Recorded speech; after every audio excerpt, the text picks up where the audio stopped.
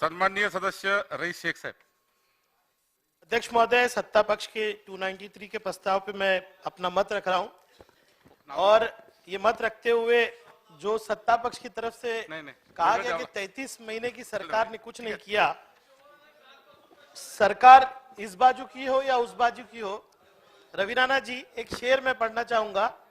मैं उसके वादे का अब भी यकीन करता हूं, मैं उसके वादे का अब भी यकीन करता हूं, 1000 बार जिसको आजमा लिया मैंने। तो बार बार इसी सरकार को आजमाया जाता है।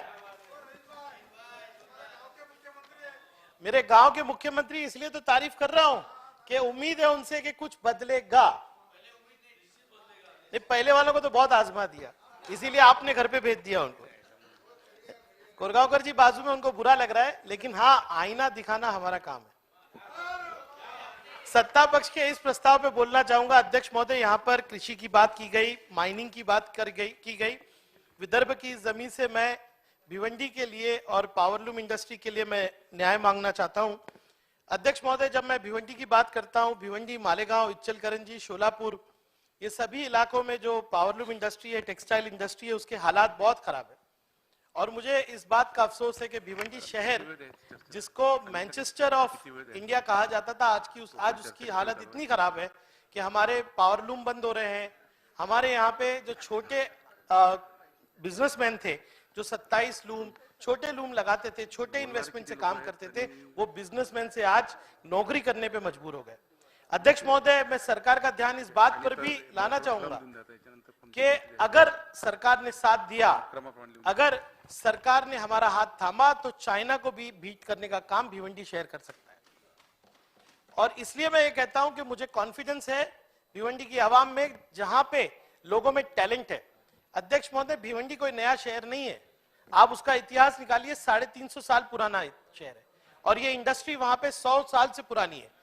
अध्यक्ष महोदय, आज हमारा जो मसला है, 7.5 लाख से ज्यादा पावरलूम हमारे यहाँ पर है, 4 से 5 लाख लोग इसमें काम करते हैं, लेकिन सरकार की निग्लेक्ट की वजह से आज पावरलूम इंडस्ट्री की हालत खराब है। हमारा सबसे बड़ा प्रॉब्लम अध्यक्ष महोदय क्या है, यह कि यान में जो फ्लक्चुएशन है। और मैं कहना चाहूंगा कि आपकी सरकार जिस तरह से बड़े उद्योग को प्रोत्साहन देती है, उससे कुचला जाता है कौन? एक छोटा कारोबार करने वाला, मिडिल और small scale industries. Nitish Rane ji, आपके सम्मानीय पिताजी के पास स्मॉल स्केल इंडस्ट्री है, लेकिन आप सोचिए भिवंडी के लिए, यान के फ्लक्चुएशन ने भिवंडी, मालेगांव, इच्चलकरंजी, शोलापुर सारी इंडस्ट्री को खत्म कर दिया। और दूसरा प्रॉब्लम सबसे बड़ा है कि आज हमारे पावरलूम को कैपिटल की जरूरत है, अपग्रेडेशन की जरूरत है। अध्यक्ष महोदय, स्किल ट्रेनिंग की जरूरत है। अध्यक्ष महोदय, जब टेक्सटाइल पार्क की बात की जाती है, केंद्र सरकार जब महाराष्ट्र शासन को कहती है टेक्सटाइल पार्क बनाइए, तो वो अमरावती में बनता है। अध्यक्ष महोदय, मुझे अमरावती में बनने से कोई एतराज नहीं है, लेकिन अगर सही मायनों में महाराष्ट्र में अगर किसी का हक है टेक्सटाइल पार्क का, तो वो भिवंडी शहर का अध्यक्ष महोदय, उसके बाद मालेगांव का अध्यक्ष महोदय। अध्यक्ष महोदय, हमारे साथ ये जुल्म किया जा रहा है कि आज लावारिस की तरफ भिवंडी को छोड़ा गया। अध्यक्ष महोदय, हमारे यहाँ पे पावरलूम जो इंडस्ट्री है, वो टोरेंट पावर कंपनी की सप्लाई के ऊपर है। मैं वारंवार इस सदन में कह चुका हूं कि टोरेंट पावर कंपनी एक ऐसा साहूकार आपने भिवंडी में भेजा है जो भिवंडी का खून चूस रहा है। अध्यक्ष महोदय, मुझे उम्मीद है, मैं चंद्रकांत दादाजी से मिला था और मुझे बहुत उम्मीद हुई, क्योंकि मैं कई मिनिस्टर से मिल चुका हूं अलग अलग विषय पे, लेकिन टेक्सटाइल पे उनका ज्ञान और उनका कमिटमेंट बहुत है। सरकार नई टेक्सटाइल पॉलिसी जब बना रही है, तो मुझे ये कहना है कि इन बातों का उसमें समावेश किया जाए। अध्यक्ष महोदय, टेक्सटाइल के लिए मुझे उम्मीद है कि सरकार एक पॉलिसी लाएगी, क्योंकि टेक्सटाइल आज एग्रीकल्चर के बाद सबसे बड़ा एम्प्लॉयर है। भिवंडी सबसे बड़ा जीएसटी कंट्रीब्यूटर है। अध्यक्ष महोदय, टेक्सटाइल के बाद मैं 2 विषय मेरे शहर के लेना चाहूंगा, और मैं ये कहना चाहूंगा बार बार कि सरकारें बदलती है, हालात नहीं बदलते।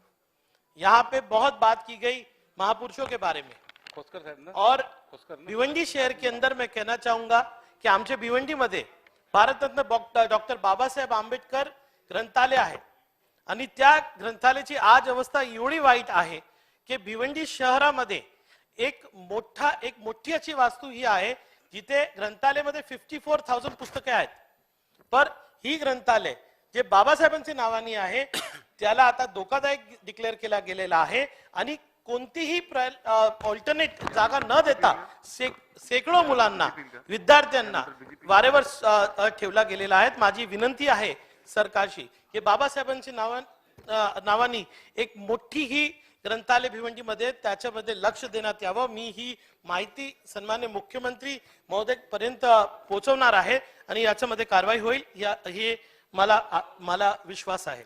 एक दूसरा मुद्दा मैं अध्यक्ष महोदय लेना चाहूंगा.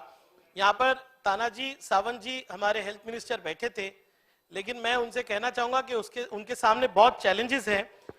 आप कह रहे हैं कि हमारी सरकार बहुत काम करेगी, लेकिन आज आप देखिए भिवंडी शहर के अंदर आईजीएम अस्पताल है. आईजीएम अस्पताल is the only facility for maternity, यानी के जचकी के लिए मैटरनिटी के लिए पूरे तहसील के अंदर एक ही अस्पताल है और 25% डिलीवरी आज भी भिवंडी शहर के अंदर घर में हो रही है. मैं श्रीमती सविता दिनेश यादव जी के बारे में बताना चाहूंगा. मैंने ये कंप्लेन सन्मान्य मुख्यमंत्री जी से भी कही है, मैं तानाजी सावंत जी से भी किया है मैंने, कि इस महिला का एक ही मुद्दा है सर. इन महिला का जो देहांत है वो 20 नवंबर 2022 को डॉक्टर्स की निग्लिजेंस की वजह से हुआ. मुझे बताते हुए इतना दुख होता है कि 17 नवंबर को ये महिला आईजीएम में गई और इनको सिर्फ टोंडी कह दिया गया कि आप घर वापस जाइए.